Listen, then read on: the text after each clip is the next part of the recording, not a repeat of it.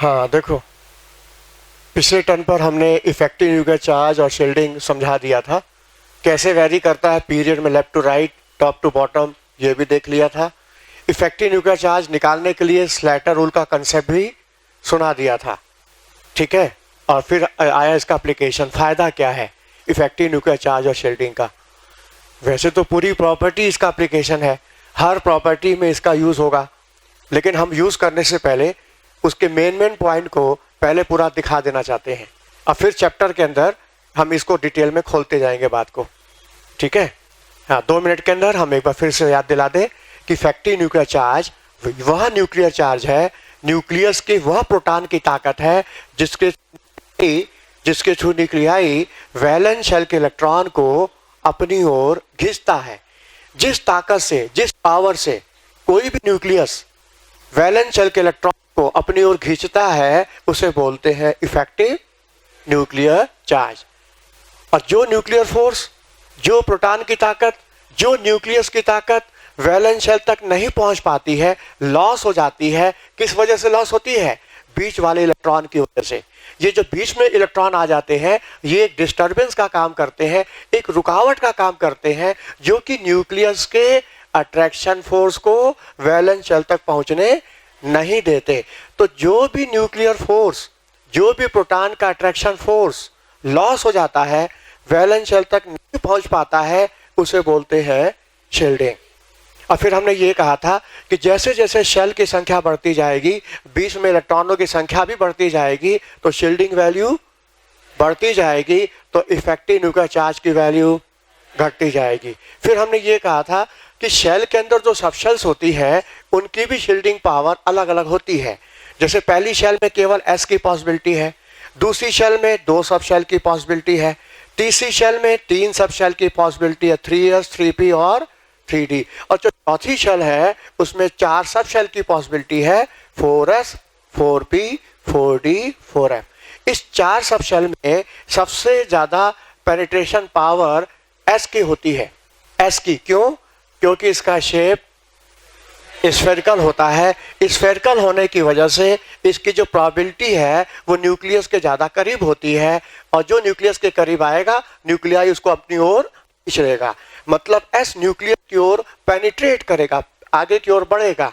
और यदि हम बात करें 4 सब शेल में, तो सबसे ज़्यादा पेनिट्रेशन पावर एस की होती है, उसके बाद पी की होती है, और फिर डी की होती है, और फिर एफ की होती है। और यहाँ तक कि हमने ये भी सुना दिया सबको कि 4S की पेनिट्रेशन पावर, न्यूक्लियस की ओर आगे बढ़ने की क्षमता इतनी ज़्यादा होती है कि वो थर्ड शेल के 3D को भी पेनिट्रेट करके उसके आगे आ जाता है। बताया था ना। और यहाँ तक कि 4S केवल एक 3D को पेनिट्रेट करता है, लेकिन 5वीं शेल का जो 5S है वो 2 सब शेल को पेनिट्रेट कर लेता है, 5वीं शेल का 5S। और 6ठी शेल का जो 6S होता है वो 3 सब शेल को पेनिट्रेट कर जाता है। इसको हमने डिफाइन किया था आबा एनर्जी डायग्राम से। बोलो, यहाँ तक बात सबको समझ में आ चुकी है? जैसे जैसे शेल बढ़ती जाएगी, एस सब शेल की पेनिट्रेशन पावर, न्यूक्लियस की ओर आगे बढ़ने की क्षमता बढ़ती जाएगी, ऐसा हमने बताया था। अब बात को आगे सुनो। जो सब शेल न्यूक्लियस की ओर पेनिट्रेट करेगा, न्यूक्लियस के नज़दीक पहुंचना कोशिश करेगा, न्यूक्लियाई भी उसके इलेक्ट्रॉन को टाइटली होल्ड कर लेगा। यानी एस का इलेक्ट्रॉन न्यूक्लियस के द्वारा टाइटली होल्ड हो जाएगा, और जो इलेक्ट्रॉन टाइटली होल्ड होता है वे इलेक्ट्रॉन बॉन्डिंग में आसानी से पार्टिसिपेट नहीं करता। केमिकल बॉन्डिंग पढ़ोगे, ये लाइन वहां आएगी कि हमेशा वैलेंस शेल का लूज इलेक्ट्रॉन ही बॉन्डिंग में इन्वॉल्व होता है। जो इलेक्ट्रॉन टाइटली होल्ड होता है वो इलेक्ट्रॉन बॉन्डिंग में आसानी से पार्टिसिपेट नहीं करता। क्योंकि हमको पता चल चुका है कि शेल बढ़ने से एस की पेनिट्रेशन पावर बढ़ती जाएगी, एस न्यूक्लियस के करीब आ जाएगा, और न्यूक्लियाई भी एस को अपनी ओर खींच लेगा। तो एस का इलेक्ट्रॉन न्यूक्लियस के द्वारा टाइटली होल्ड हो जाएगा, और जब टाइटली होल्ड हो जाएगा तो वो एस इलेक्ट्रॉन बॉन्डिंग में आसानी से पार्टिसिपेट नहीं करेगा, तो वही लग जाएगा इनर्ट पेयर इफेक्ट। तो हेडिंग दो इनर्ट पेयर इफेक्ट।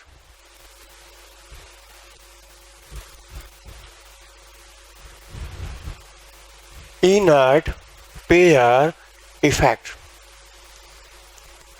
ये इफेक्ट काफी इंपॉर्टेंट है, इसको समझ लोगे तो पी ब्लॉक की केमिस्ट्री को एक्सप्लेन करने में तुमको बहुत हेल्प मिलेगी। पी ब्लॉक एक बहुत बड़ी फैमिली है, एस ब्लॉक में तो केवल 2 ही ग्रुप आता है, तुम्हारा पी ब्लॉक में boron family, carbon, nitrogen, oxygen, halogen, zero group, बताओ 6 फैमिली है, और 6 फैमिली में तो बहुत सारे एलिमेंट है। तो इन सारे पी ब्लॉक की केमिस्ट्री को समझना है तो तुमको इस हेडिंग को समझना होगा, इनर्ट पेयर इफेक्ट। अच्छा, जो बात हम सुना रहे हैं थोड़ा जल्दी में सुनाएंगे क्योंकि ये टेलर है, और जब मेरा चैप्टर शुरू होगा तो सारी बातें खोल खोल के बता देंगे, सब लिखवा भी देंगे, इसलिए आज न भी लिख पाओ तो परेशान मत होना। बोलो समझ में आया? क्योंकि चैप्टर में सारी बातें हम लिखवा देंगे आगे चल के। आज हम क्या कर रहे हैं, पूरे प्रॉपर्टी का टेलर दिखा रहे हैं शॉर्ट में। बात समझ में आया? तो टेलर की स्पीड थोड़ा फास्ट होती है, ना भी लिख पाओ तो घबराना नहीं, बात समझने की कोशिश करना कि हम क्या तुमको बताना चाह रहे हैं। क्योंकि जो चीज़ इंपॉर्टेंट होती है ना तो उसको हम 1-2 बार घुमा घुमा के समझाते हैं, ताकि कैसे भी सुन सुन के बात अंदर तुम्हारे चली जाए, क्योंकि इंपॉर्टेंट है ना। क्योंकि एक ही बार कोई बात नहीं समझ पाता, पहली बार समझता है इनर्ट पेयर क्या होता है, फिर दूसरी बार थोड़ा उसकी गहराई में जाता है, फिर तीसरी बार क्वेश्चन लगता है नहीं समझ में आया।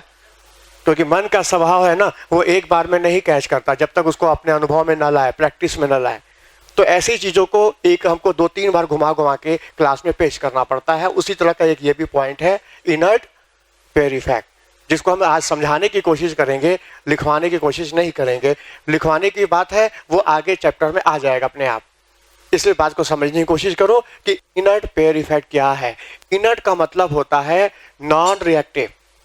इनर्ट किसको बोलते हैं? जो रिएक्ट ना करे, बॉन्डिंग में पार्टिसिपेट ना करे, इनर्ट बोलते हैं। इनर्ट गैस बोलते हो ना, इनर्ट गैस मतलब जो किसी से रिएक्ट ना करे। तो इनर्ट का मतलब नॉन रिएक्टिव, जो बॉन्डिंग में आसानी से पार्टिसिपेट ना करे, मतलब उसको क्या बोलेंगे? इनर्ट। अच्छा, पेयर का मतलब होता है जोड़ा।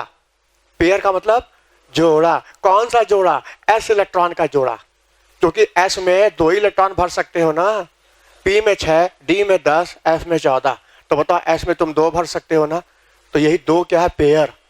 एस इलेक्ट्रॉन का 2 इलेक्ट्रॉन का पेयर। जब किसी भी एटम के एस इलेक्ट्रॉन का 2 इलेक्ट्रॉन पेयर इनर्ट हो जाए, बॉन्डिंग में पार्टिसिपेट ना कर पाए, तो उसे बोलते हैं इनर्ट पेयर इफेक्ट। क्लियर हुआ? नहीं समझ में आया? The pair of s electron do not take part in bonding easily is known as inert pair effect. Note कर लो पहले इसको तो नोट करना होगा। The pair of s electron of valence shell, the pair of s electron of valence shell do not take part in bonding easily is called inert pair effect. Is called inert pair effects. The pair of s electron of the valence shell do not take part in bonding easily is called inert pair effect. तो inert pair का definition समझ में आया? परिभाषा क्या है? Pair s electron का pair जब इनर्ट हो जाए, बॉन्डिंग में पार्टिसिपेट ना कर पाए, तो कह देना यहां लग गया इनर्ट पेयर इफेक्ट। और ये इफेक्ट लगता कहां है? हर जगह नहीं लगता, केवल पी ब्लॉक में ही लगता है, और वो भी इफेक्टिव होता है हैवी मेटल्स में। जो भी पी ब्लॉक के भारी मेटल्स होते हैं, हैवी मेटल्स होते हैं, उन्हीं में ही जाके इफेक्ट लगता है। नोट करो, inert pair effect effective in heavy metals of in the heavy metals of p block,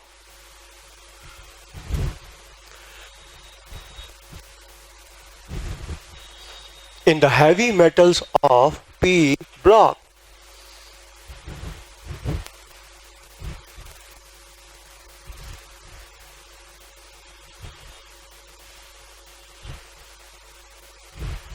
ठीक है, ये इफेक्ट लगेगा heavy metals of P block.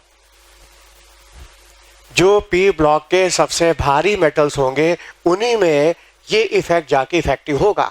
फिर कहोगे ऐसा क्यों, पी ब्लॉक के भारी में ही क्यों होगा? जैसे एग्जांपल समझाने के लिए हम एक फैमिली उठाते हैं पी ब्लॉक का, और सबसे पहली फैमिली है बोरान फैमिली, और एलिमेंट आएगा boron, aluminium, gallium, indium, thallium. हम समझते हैं टेबल सबको याद हो गया होगा, चाहे डायरेक्ट चाहे कोड वर्ड से, बैगन, आलू, गाजर, इन, थैला। इस फैमिली के जितने भी एलिमेंट हैं इनके वैलेंस शेल, आउटर शेल का कॉन्फ़िगरेशन है NH2Sp1। बोलो है कि नहीं? इसमें सबसे भारी कौन है? इसी में जाके लगेगा, इसी में जाके इफेक्टिव होगा। कहोगे ऐसा क्यों, इसी में क्यों इफेक्टिव होगा?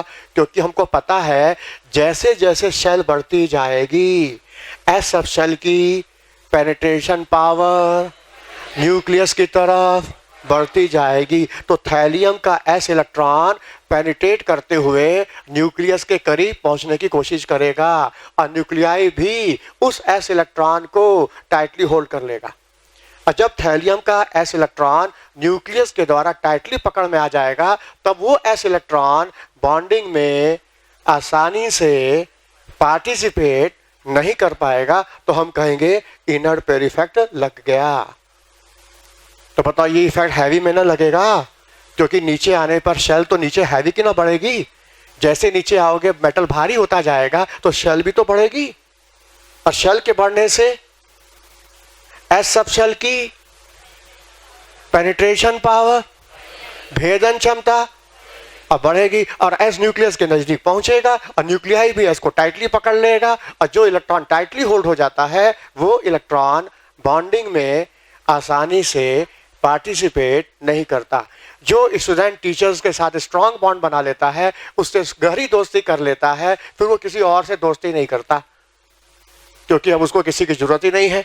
दोस्ती वही करता है जिसको टीचर्स की बात पूरी समझ में नहीं आती, तो मेरी बात को समझने के लिए अपनी फ्रेंड से हेल्प मांगता है, दूसरे से दोस्ती करता है। बोलो है कि नहीं? तो यहां पर क्या है, थैलियम भारी है, शेल बढ़ चुकी है, एस इसका न्यूक्लियस के करीब पहुंच चुका है। अब ये एस इलेक्ट्रॉन, थैलियम का एस इलेक्ट्रॉन बॉन्डिंग में आसानी से पार्टिसिपेट नहीं करेगा। तो देखो सामने, जनरली वैलेंस शेल के इलेक्ट्रॉन ही बॉन्डिंग में पार्टिसिपेट करते हैं। वैलेंस शेल के इलेक्ट्रॉन ही या तो लॉस होते हैं या तो गेन होते हैं। इसी लॉस गेन से इनके ऊपर चार्ज आता है। तो वैलेंस शेल के इलेक्ट्रॉन लॉस गेन होने से जो एटम पर चार्ज आता है उसे बोलते हैं ऑक्सीडेशन नंबर। क्या बोलते हैं? Oxidation number. कोई भी एटम बॉन्डिंग में जब इन्वॉल्व होगा तो वैलेंस शेल का इलेक्ट्रॉन या तो लॉस होगा या तो गेन। अच्छा, जब लॉस होगा तो पॉजिटिव चार्ज आ जाएगा, और गेन कर लिया तो नेगेटिव चार्ज आएगा। तो जो भी चार्ज आएगा वो इसका ऑक्सीडेशन नंबर कहलाएगा। अब देखो सामने, क्योंकि इस ग्रुप के जो एलिमेंट्स होते हैं इनकी इलेक्ट्रोनेगेटिव कम होती है, तो मतलब इनकी टेंडेंसी गेन करने की कम है, लॉस करने की ज्यादा है। तो जब भी ये लॉस करेगा तो पहला इलेक्ट्रॉन ये पी से ही लॉस करेगा। जहां पी का एक लॉस कर दिया तो इसके ऊपर चार्ज आएगा, +1 आ जाएगा। और मान लो पी के साथ वैलेंस शेल का एस भी लॉस कर दिया, पी तो लॉस हो ही चुका है, पी के साथ साथ वैलेंस शेल का एस भी लॉस हो गया, तो बता टोटल कितना इलेक्ट्रॉन लॉस हुआ? टोटल कितना लॉस हुआ? तो इसका ऑक्सीडेशन नंबर हो गया +3। मतलब वैलेंस शेल का ये कॉन्फ़िगरेशन हमको बता रहा है इस फैमिली में ऑक्सीडेशन नंबर की 2 वैल्यू आ सकती है, आइदर +1 और +3। नहीं आ सकता +2 आएगा, क्योंकि तुमने जहां +1 लॉस किया, मान लो तुमने 1 लॉस किया, तो बताओ ये फुलफिल हो रहा है कि नहीं? बताओ ये स्टेबल हो रहा है ना? तो एक लॉस होने से स्टेबिलिटी आ रही है, तभी तो एक लॉस हो रहा है। अच्छा, मान लो उसमें से एक और लॉस कर दें, मतलब यहाँ एक और लॉस कर दो, पता S1 हो जाएगा ना? क्या S1 स्टेबल है? तो फिर लॉस उतना होता है जितना लॉस होने से स्टेबिलिटी आती है, उतना ही लॉस होता है। हम भी कोई भी काम करते हैं तो उतना ही काम करेंगे जितना काम करने से हमको फायदा होगा। ज्यादा फायदा होगा ज्यादा करेंगे, कम फायदा होगा कम करेंगे। तो यहां पर भी देखो, जहां तुमने एक लॉस किया, बताइए हीलियम का कॉन्फ़िगरेशन आ रहा है, स्टेबिलिटी को पा रहा है, तो उसने एक लॉस किया, +1 आया। लेकिन पी के साथ मान लो एस भी लॉस हो जाए, फिर कहोगे पी के साथ एस क्यों लॉस होगा? जवाब वैलेंस शेल ना है, वैलेंस शेल से लॉस होता ही है। तो मान लो पी के साथ एस भी लॉस हो जाएगा, तो बताओ अंदर वाली शेल फुलफिल्ड होगी कि नहीं? जैसे एग्जांपल देके बताएं, बोरान एटॉमिक नंबर क्या 5, कॉन्फ़िगरेशन 1s2 2s2 2p1। अब बताओ ये पहली शेल है, दूसरी shell last shell is the valence shell. इस वैलेंस शेल से केवल एक लॉस हुआ तो +1 चार्ज आएगा, तो बताओ ये फुलफिल हो जाएगा। अच्छा मान लो ये भी लॉस हो जाए, पूरा वैलेंस लॉस हो जाए, तो चार्ज क्या आएगा? तो बताओ ये स्टेबल नहीं है, बताओ हीलियम नहीं हो गया। तो हीलियम की स्टेबिलिटी पाने के लिए ये भी लॉस हो जाएगा, और जहां एस भी लॉस हुआ पी के साथ, तो चार्ज क्या आएगा? +3। इसलिए इस फैमिली में +1 की पॉसिबिलिटी है, +3 की पॉसिबिलिटी है, +2 +4 की पॉसिबिलिटी नहीं है। इस फैमिली के जो भी कंपाउंड बनेंगे आइदर मोनोवलेंट बनेंगे या तो ट्राइवलेंट बनेंगे, बाइवलेंट टेट्रावलेंट नहीं बनेंगे।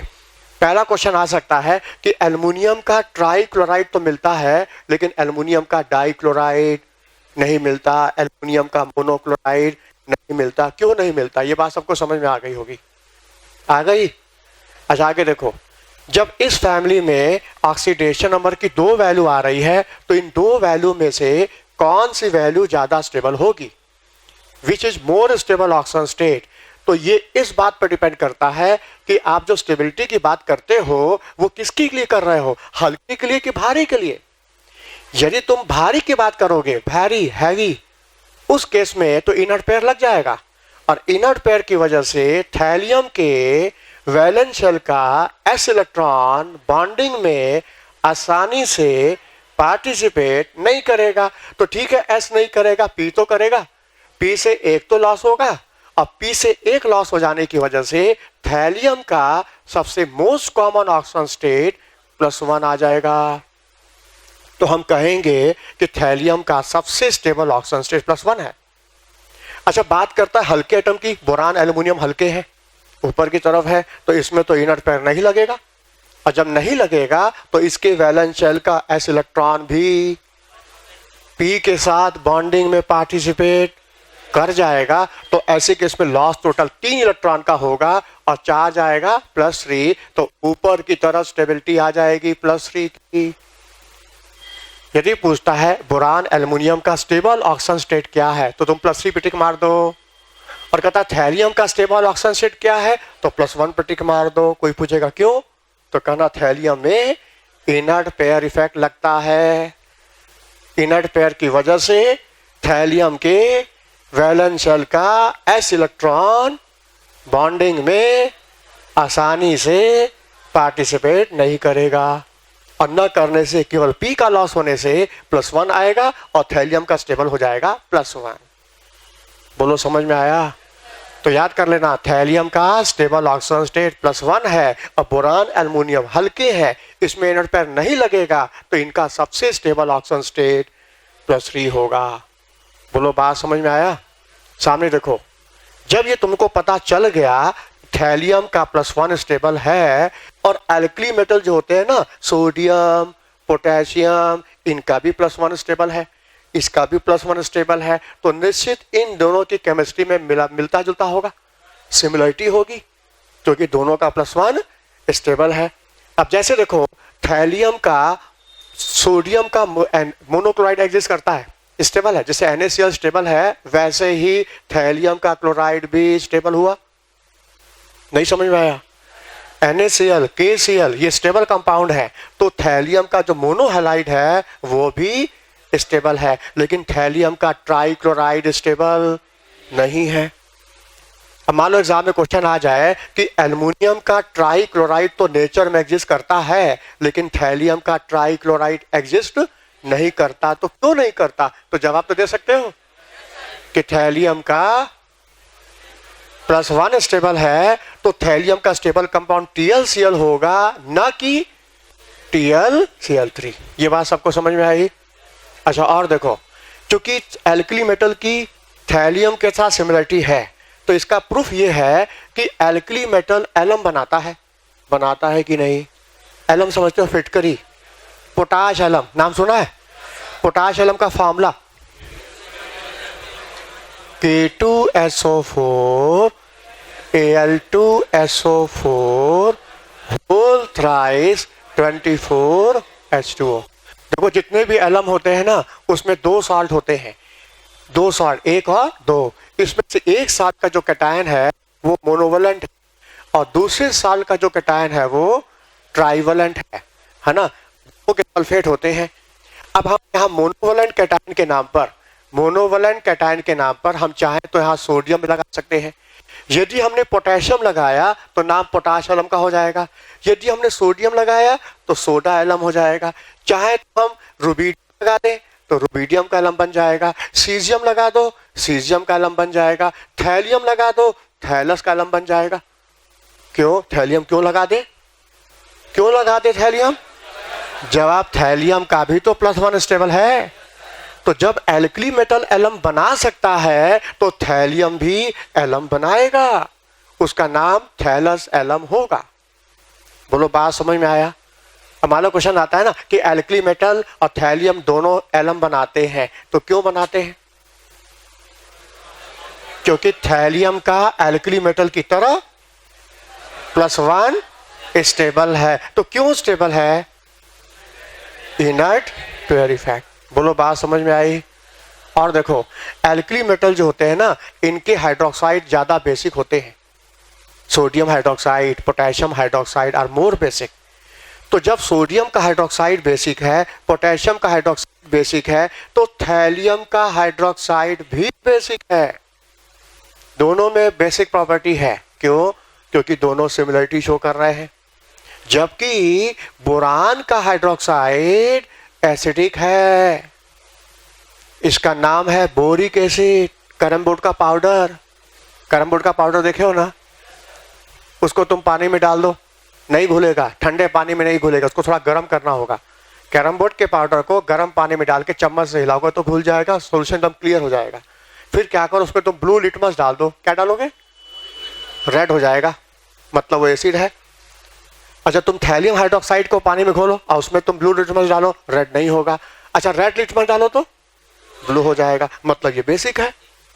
तो कहने का मतलब थैलियम का हाइड्रोक्साइड बेसिक और बोरान का हाइड्रोक्साइड एसिडिक। तो बताओ, इसने सिमिलरिटी किससे शो की है? एल्कली मेटल के साथ, क्योंकि इसका भी +1 स्टेबल, इसका भी +1 स्टेबल। बोलो, बात समझ में आई?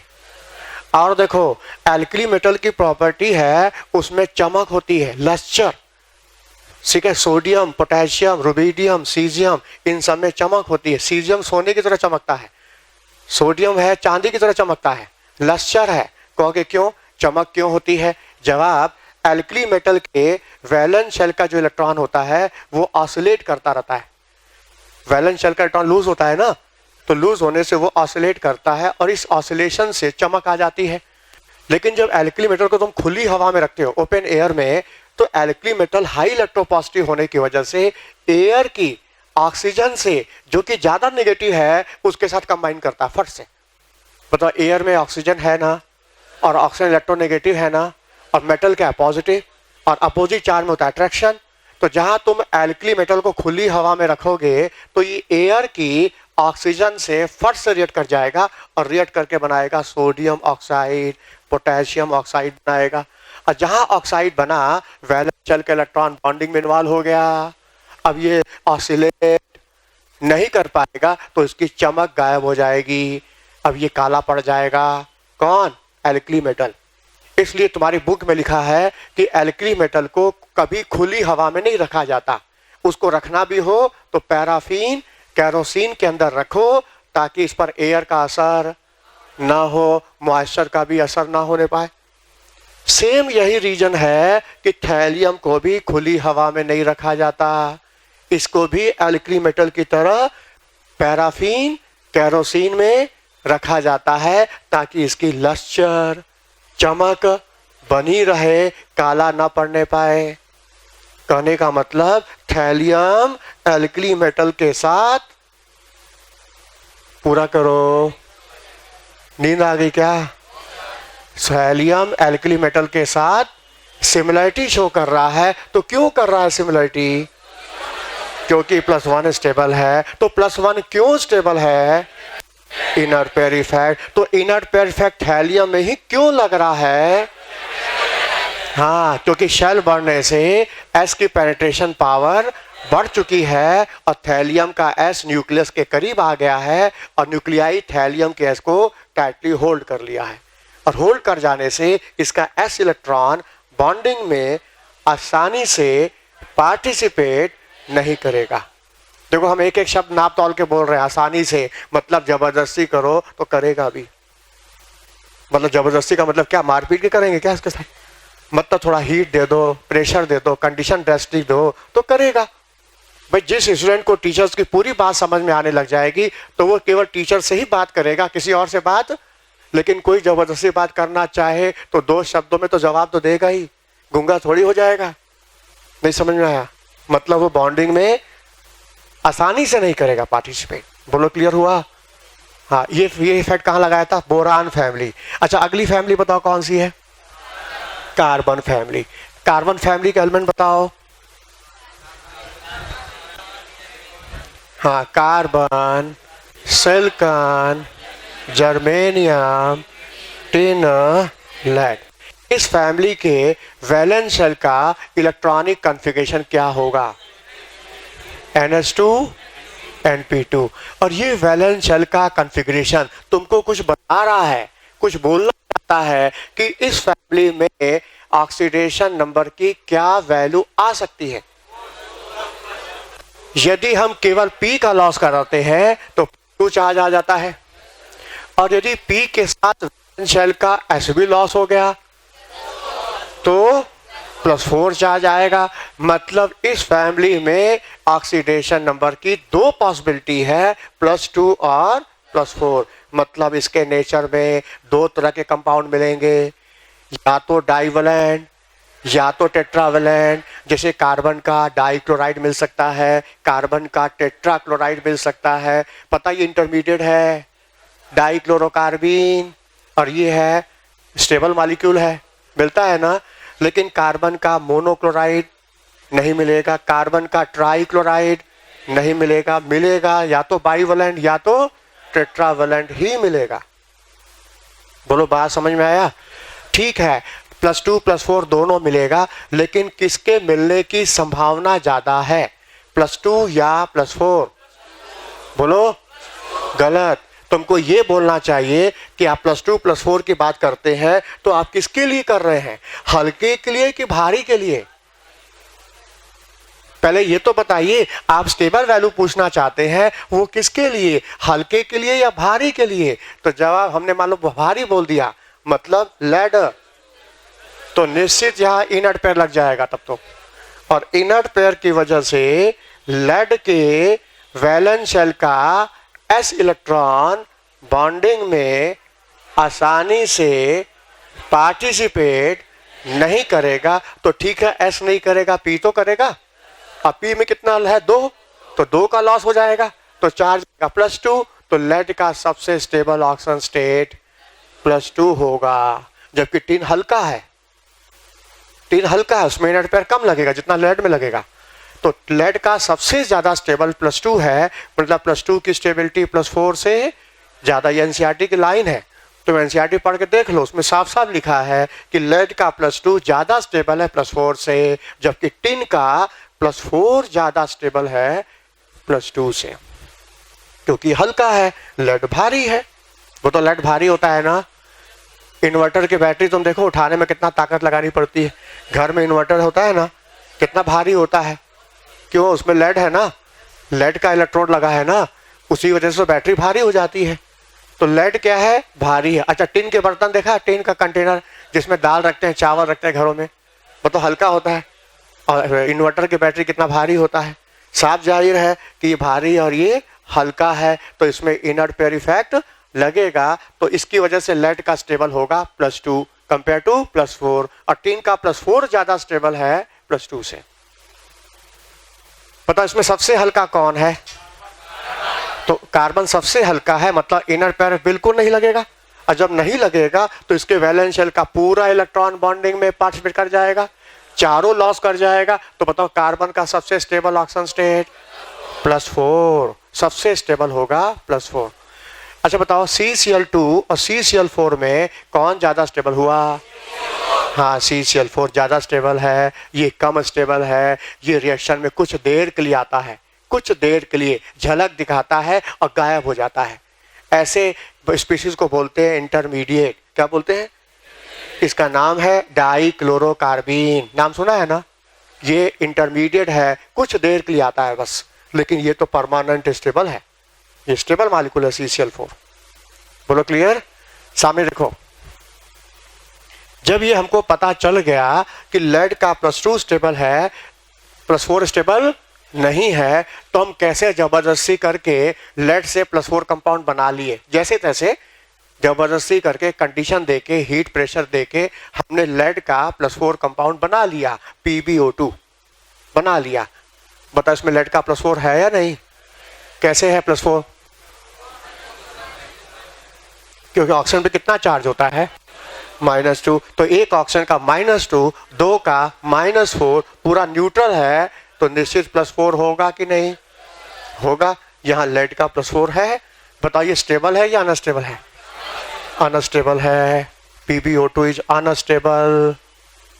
जबकि इसका स्टेबल कंपाउंड क्या है? +2, मतलब PbO यहाँ +2 है, जबकि ये क्या है? स्टेबल है। बोलो है कि नहीं? याद रखना, नेचर का हर स्टेबल कंपाउंड, नेचर का हर अनस्टेबल कंपाउंड स्टेबिलिटी की ओर जाना चाहता है। ये प्रकृति का नियम है, हर अनस्टेबल चीज अपने को स्टेबल फॉर्म में लाना चाहती है। तुम भी आज अनस्टेबल हो, जो यहाँ बैठे हो, जहां तुम्हारा सिलेक्शन हो जाए, तुमको एक फ्यूचर मिल जाए, तुम यहाँ आना बंद कर दोगे? बोलो बात समझ में आया? तो आखिर तुम भी तो स्टेबिलिटी पाने के लिए, सिलेक्शन पाने के लिए यहाँ बैठे हो, स्टेबिलिटी की ओर जाना चाहते हो, तो ये भी अनस्टेबल है, स्टेबिलिटी की ओर जाना चाहता है, अपने आप जाएगा। तुम भी अपने आप आए यहाँ पढ़ने के लिए, तो ये भी अपने आप जाएगा, +4 से +2 की ओर जाएगा। पता ऑक्सीडेशन बढ़ेगा या घटेगा? बढ़ रहा है या घट रहा है? बढ़ रहा है कि घट रहा है? कहाँ बढ़ रहा है? घट रहा है ना? घट रहा है ना? और जब ऑक्सीडेशन नंबर घटता है तो इसे क्या कहा जाता है? ऑक्सीडेशन या रिडक्शन? हाँ, रिडक्शन कहा जाता है। इस प्रोसेस को रिडक्शन कहा जाता है, और जिसका रिडक्शन होता है उसका नेचर क्या होता है? ऑक्सीडाइजिंग एजेंट या रिड्यूसिंग एजेंट? हाँ, ये ऑक्सीडाइजिंग एजेंट है। PbO2 is oxidising agent. PbO2 oxidising agent है। पहला क्वेश्चन तुम्हारे सामने आ सकता है, ABCD करके 4 मॉलिक्यूल लाइंस रख दे सामने और पूछे which is oxidising agent, which is reducing agent. हम कैसे पहचाने, कैसे जाने? जानने का कंसेप्ट क्या है? जवाब यही कंसेप्ट है। अब यही कंसेप्ट लगा के तुम किसी मॉलिक्यूल का नेचर जान सकते हो कि ऑक्सीडाइजिंग है कि रिड्यूसिंग है। कंसेप्ट यही है। बहुत सारे मॉलिक्यूल हैं तुम्हारे केमिस्ट्री में, ऑक्सीडाइजिंग भी है, रिड्यूसिंग भी है, और कुछ दोनों है, ऐसे भी हैं, दोनों भी हैं। तो हम कैसे जाने कौन ऑक्सीडाइजिंग है कौन रिड्यूसिंग है? खोजने का यही कंसेप्ट है। दूसरा एग्जांपल दिखाते हैं, देखो सामने, जैसे तुम्हारे सामने SnCl2 रखा हुआ है। क्या रखा है? SnCl2। इसमें टिन का ऑक्सीडेशन नंबर क्या होगा? बताओ, क्लोरीन पर कितना होता है? 1 क्लोरीन पर -1, 2 क्लोरीन पर, तो इसके ऊपर +2, मतलब यहाँ SnCl2 में टिन का +2 है। जबकि हमारी NCERT में लिखा है कि टिन का स्टेबल +4 है। तो बताइए स्टेबल होगा कि अनस्टेबल? हाँ, ये अनस्टेबल है, और ये अनस्टेबल स्टेबिलिटी की ओर जाना चाहता है, मतलब SnCl4 में बदलना चाहता है, +4 की ओर जाना चाहता है। तो बताओ इस प्रोसेस के दौरान ऑक्सीडेशन नंबर +2 से बढ़ रहा है या घट रहा है? और जब बढ़ता है तो क्या बोलते हैं? हाँ, ये ऑक्सीडेशन है। This process is known as oxidation. और जिसका ऑक्सीडेशन उसका नेचर उल्टा हो जाएगा, हाँ, रिड्यूसिंग एजेंट। तो SnCl2 इज रिड्यूसिंग एजेंट। तो PbO2 is oxidising agent, SnCl2 is reducing agent. अच्छा, तुम्हारे सामने दो मालिक्यूल ऐसे लिख दे, A और B मिला के कोई मालिक्यूल लिखा है और सामने रिएक्शन दिखा रहा है। माथा भारी हो गया क्या? नीचे रखो ना। ये दो मालिक्यूल लिखे हैं और उसका प्रोडक्ट दिखा है, मतलब 4 रिएक्शन लिखे लाइन से ABCD करके। मेरी बात समझ क्या बोलना चाह रहे हैं? कोई जैसे ABCD करके 4 रिएक्शन लिखा है और यहाँ मालिक्यूल लिखे, यहाँ प्रोडक्ट दिखा रहा है और पूछ रहा है कौन सा रिएक्शन करेक्ट है, कौन सा रिएक्शन होगा, कौन सा रिएक्शन नहीं होगा, तुमको टिक मारना है। तो रिएक्शन को देख के पहचानना है ये रिएक्शन अपने आप होगा कि नहीं होगा, फिजिबल होगा कि नहीं होगा। इसको पहचानने का तरीका क्या है? जवाब, वही मालिक्यूल आपस में रिएक्ट करते हैं जो अपोजिट नेचर के होते हैं। अपोजिट नेचर मतलब एक ऑक्सीडाइजिंग तो दूसरा रिड्यूसिंग। जहां अपोजिट नेचर के मालिक्यूल मिलाओगे वो आपस में रिएक्ट कर जाएंगे अपने आप। जहां अपोजिट विचारधारा के आदमी को एक साथ बिठा दोगे तो पहले बातें होंगी, फिर बहस होगा, फिर लड़ाई झगड़ा शुरू हो जाएगा, आपस में रिएक्शन शुरू हो गया। समझ में आया? और सेम विचारधारा का बिठा दो एक साथ आपस में तो चुपचाप शांति बैठे रहेंगे, 1 घंटे तक भी बात ही नहीं करेंगे आपस में, क्योंकि विचार सेम है। क्या बात करें, अपना ही रूप है। क्या आदमी अपने से थोड़ी बात करता है। समझ में आया? जहां अपोजिट विचारधारा होगा अपने आप लड़ाई शुरू हो जाएगी। तो यहां पर भी क्या है कि जब अपोजिट नेचर के रिएजेंट होंगे, जहां तुम एक साथ मिला के रखोगे रिएक्शन स्टार्ट हो जाएगा। मान लो तुमने एक एसिड और बेस रख दिया तो एसिड बेस न्यूट्रलाइजेशन हो जाएगा। एक ऑक्सीडाइजिंग दूसरा रिड्यूसिंग रख दिया तो रिडॉक्स रिएक्शन हो जाएगा। अपोजिट नेचर के मॉलिक्यूल आपस में फट से रिएक्ट कर जाते हैं। तो बताओ PbO2 और SnCl2 को क्या मिला के एक ही बीकर में रख सकते हो? बोलो, नहीं रखोगे। रखोगे तो आपस में रिएक्ट कर जाएंगे, रिएक्शन हो जाएगा रिडॉक्स, क्योंकि दोनों का नेचर अपोजिट है। और सेम नेचर के मॉलिक्यूल तुम रख दो, घंटों पड़े रहेंगे, सालों पड़े रहेंगे, आपस में रिएक्ट नहीं करेंगे। बोलो, समझ में आया? तो कौन सा रिएक्शन होगा कौन सा नहीं होगा तुम देख के बता सकते हो, मॉलिक्यूल का नेचर जान के कि मॉलिक्यूल ऑक्सीडाइजिंग है, रिड्यूसिंग है, एसिड है कि बेस है। आज तो हम तुमको ऑक्सीडाइजिंग और रिड्यूसिंग एजेंट की पहचान बता रहे हैं, आगे चल के एसिड बेस को भी खोजना सिखा देंगे, कौन एसिड है कौन बेस है। तो जब तुम मॉलिक्यूल का नेचर जान जाओगे ना तो तुमको रिएक्शन पता चल जाएगा आखिर यहाँ हो क्या रहा है। और जहां रिएक्शन तुमने पकड़ लिया तो रिएक्शन के आधार पर तुम उस पर अपने न्यूमेरिकल प्रॉब्लम भी लगा लोगे, जिसको बोलते हैं problem based on chemical equation, stoichiometric problem. तो रिएक्शन पे आधारित प्रॉब्लम लगाने के लिए पहले तुम्हें रिएक्शन की जानकारी होनी चाहिए, आखिर रिएक्शन में हो क्या रहा है। तुमको रिएक्शन की पता नहीं है, तुम उसका इलाज कैसे करोगे, उसका ट्रीटमेंट कैसे करोगे? बोलो, बात समझ में आया? इसलिए पहले रिएक्शन सीखेंगे, फिर हम लोग उस पर फिजिकल का प्रॉब्लम लगाएंगे, मोल कंसेप्ट, इक्विवेलेंट कंसेप्ट। बोलो, बात समझ में आई बात? अच्छा, मेरी बात तुम यदि सच में समझ रहे हो तो ये बताओ सोडियम ऑक्सलेट का नेचर क्या है? ये ऑक्सीडाइजिंग है या रिड्यूसिंग है?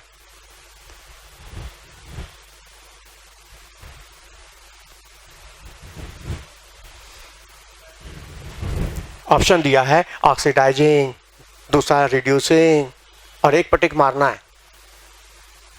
और नन नन नन भी है। नन मतलब कुछ नहीं।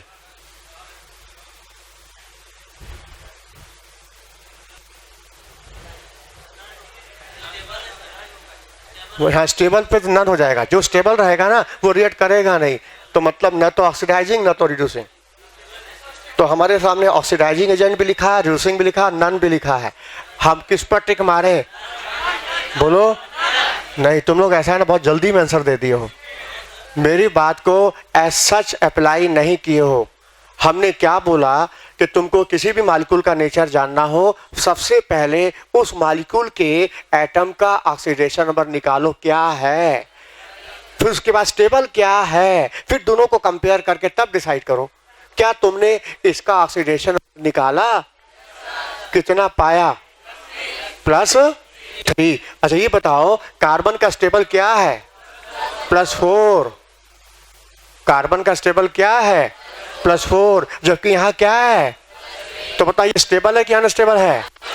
तो निश्चित ये स्टेबिलिटी की ओर ऑक्सीडेशन नंबर बढ़ेगा घटेगा? बढ़ेगा। अब बढ़ता है तो क्या बोलते हो? और जब ऑक्सीडेशन होगा तो नेचर रिड्यूसिंग। हाँ ये रिड्यूसिंग एजेंट है, ये रिड्यूसिंग एजेंट है। देखो सोडियम का +1 होता है कि नहीं?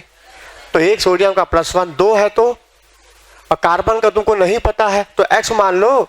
संख्या कितनी है? 2। ऑक्सीजन पे कितना चार्ज? -2। संख्या कितनी? 4। पूरा कंपाउंड न्यूट्रल, नेट 0। तो सॉल्व करो, X +3 आएगी कि नहीं? कई लोग तो +3 बैठ के होंगे कि +3 कैसे आया, वो भी बताया। वैसे ऑक्सीडेशन नंबर निकालना तो सिखाएंगे, रिडॉक्स रिएक्शन तो पढ़ना ही है, लेकिन ये तो टेलर चल रहा है ना, इनऑर्गेनिक केमिस्ट्री का एक टेलर छोटा सा, ताकि तुमको क्या करना है, कैसे पढ़ना है, बात को समझते चलो। लिखने के चक्कर में मत रहो, सारी बातें आगे आएंगी क्लास में। तो ये बात समझ में आई कि +3 कैसे हुआ? क्लियर हुआ? जबकि स्टेबल क्या है? +4। तो निश्चित ये +3 से 4 की ओर जाएगा, अपने आप जाएगा, तुम्हारे बिना परमिशन के जाएगा, अपने आप जाएगा। और जब भी जाएगा तो ऑक्सीडेशन नंबर बढ़ेगा, प्रोसेस ऑक्सीडेशन, तो नेचर हो गया रिड्यूसिंग एजेंट। अब मान लो इसको तुमको मिला, इसके साथ तो मिला दो ये PbO2, बताओ एक साथ रख सकते हो? बोलो नहीं रख सकते, क्योंकि दोनों की विचारधारा अलग है, ये ऑक्सीडाइजिंग है और ये। अच्छा इसको SnCl2 मिला के रख सकते हो, क्योंकि ये भी रिड्यूसिंग, ये भी रिड्यूसिंग, सेम नेचर के मॉलिक्यूल आपस में रिएक्ट नहीं करेंगे। लास्ट ईयर क्वेश्चन आया था, ये आया था, यही PMD का क्वेश्चन है। ABCD करके 4 ऑप्शन दिया था, 2 कंपाउंड का जोड़ा था। Which pair of compound does not exist together?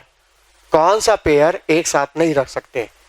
जवाब वो जो एक ऑक्सीडाइजिंग दूसरा रिड्यूसिंग। ये लास्ट ईयर का, एक साल पहले फिर क्वेश्चन आया था, लेकिन उसमें ऑप्शन में एक एसिड था और बेस था। फिर अगले साल दूसरा ऑप्शन दिया, उसमें एक ऑक्सीडाइजिंग था और दूसरा रिड्यूसिंग था।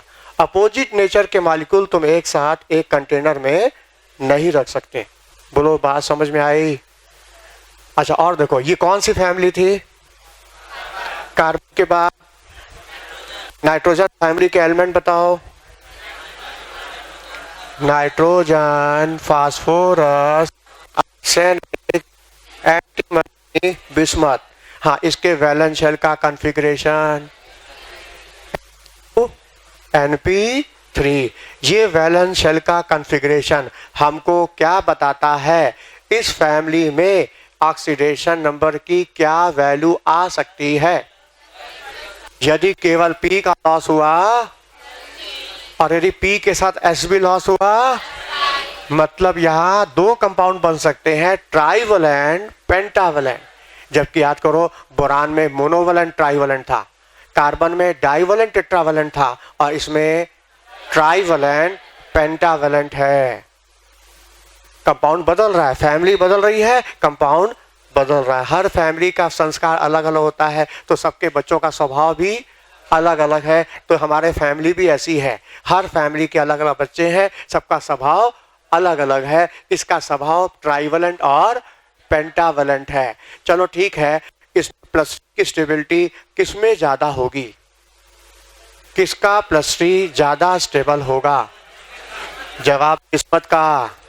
भारी ना, सबसे भारी है ना, इसमें इनर्ट पेयर इफेक्ट लगेगा, और इनर्ट पेयर की वजह से बिस्मथ के वैलेंस शेल का S इलेक्ट्रॉन बॉन्डिंग में आसानी से पार्टिसिपेट तो नहीं करेगा, तो केवल P की वजह से +3 चार्ज आएगा। मतलब बिस्मथ का स्टेबल हुआ +3 और ऊपर की तरफ स्टेबल +5। ऊपर वाले कंपाउंड पेंटावलेंट होंगे, +5 में मिलेंगे, और नीचे वाले कंपाउंड +3 में मिलेंगे। अब एग्जाम में क्वेश्चन आएगा, नाइट्रस एसिड और नाइट्रिक एसिड में बताइए कौन सबसे ज्यादा स्टेबल होगा। टिक मारना है, which is more stable, nitrous या नाइट्रिक। अब देखो, इसमें नाइट्रोजन का +3 है, इसमें नाइट्रोजन का +5 है, जबकि हमको क्लास में बताया क्या गया है, नाइट्रोजन का +5, मतलब ये ज्यादा स्टेबल है, ये कम स्टेबल है। तुम अपनी लेबोरेटरी में देखो, नाइट्रिक एसिड की बोतल सालों पड़ी रहेगी, खराब नहीं होती है, जबकि ये रूम टेम्परेचर पर आया नहीं कि टूटा नहीं फट से। इसको 0 डिग्री सेंटीग्रेड पर बचा के रखा जाता है, और वो भी ज्यादा देर तक तुम रख नहीं सकते इसको, जबकि ये सालों पड़ा रहेगा रूम टेम्परेचर पर, कोई खराब होने वाला नहीं है। ये स्टेबल है और ये क्या है, अनस्टेबल है। अच्छा, फिर क्वेश्चन आएगा एग्जाम में कि फास्फोरस का पेंटाहैलाइड एग्जिस्ट करता है, लेकिन बिस्मथ का पेंटाहैलाइड एग्जिस्ट क्यों नहीं करता। हाँ, क्योंकि बिस्मथ का +3 स्टेबल है due to inert pair effect. मतलब इनर्ट पेयर इफेक्ट की केमिस्ट्री तुम पकड़ लोगे तो पूरे फैमिली को एक्सप्लेन करते करते पूरा पी ब्लॉक कवर कर लोगे। ये पूरे पी ब्लॉक में लगता है, लेकिन इफेक्टिव कहाँ होगा, हैवी में, सबसे भारी में, और सबसे भारी है इस फैमिली का बिस्मथ। बोलो बात समझ में आई। यही कंसेप्ट हम ऑक्सीजन फैमिली में लगाएंगे, हैलोजन फैमिली में भी लगा देंगे, नोबल गैस में भी लगा देंगे, पूरे पी ब्लॉक में लगाते चले जाएंगे। तो आगे चूंकि लगाना ही है तो एक टेलर दिखा दिया शॉर्ट में, आगे बढ़ जाए। बोलो, इनर्ट पेयर इफेक्ट सब समझ गए ना। हाँ, आगे देखो और फायदा क्या है इफेक्टिव न्यूक्लियर चार्ज और शील्डिंग का।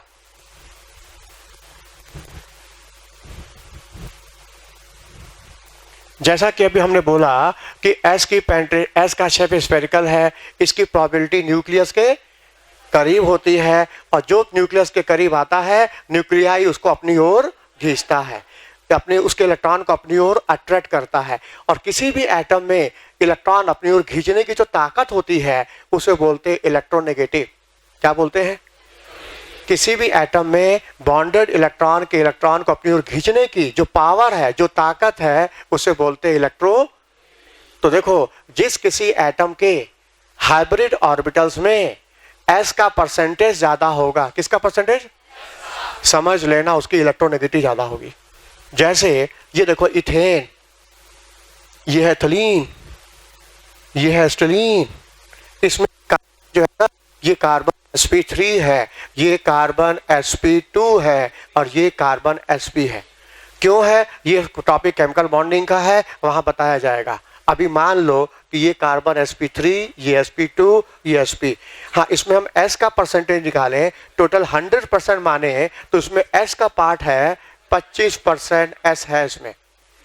इसको 100% माने तो इसमें 33.3% s हुआ। इसको 100% माने तो इसमें 50% s हुआ। बताओ इसमें s का परसेंटेज, और जिसका s का परसेंटेज ज्यादा उसकी इलेक्ट्रोनेगेटिव ज्यादा। क्यों, क्योंकि s न्यूक्लियस के नजदीक है, न्यूक्लियस का अट्रैक्शन s के ऊपर ज्यादा है, न्यूक्लियाई s के इलेक्ट्रॉन का अपनी ओर खींच रहा है, तो इलेक्ट्रॉन खींचने की टेंडेंसी ही तो इलेक्ट्रोनेगेटिव है। मतलब जिसका s ज्यादा उसकी इलेक्ट्रोनेगेटिव ज्यादा। अब मान लो एग्जाम में क्वेश्चन आया कि इथेन में भी कार्बन है, एस्टिलीन में भी, एस्टिलीन में, तीनों में कार्बन है, किसका कार्बन ज्यादा इलेक्ट्रोनेगेटिव है, which carbon is more electronegative. तुम इस पर टिक मार दोगे। क्यों, क्योंकि इसका एस कैरेक्टर ज्यादा, इलेक्ट्रोनेगेटिव ज्यादा। ठीक है, नोट करो इस लाइन को, greater the percentage of S character greater will be electronegativity। जिस किसी एटम के हाइब्रिड ऑर्बिटल्स में s का परसेंटेज ज्यादा, समझना उसकी इलेक्ट्रोनेगेटिव ज्यादा। तो एस्टिलीन का जो कार्बन है वो सबसे ज्यादा इलेक्ट्रोनेगेटिव है। कंपेयर टू एथिलीन या इथेन।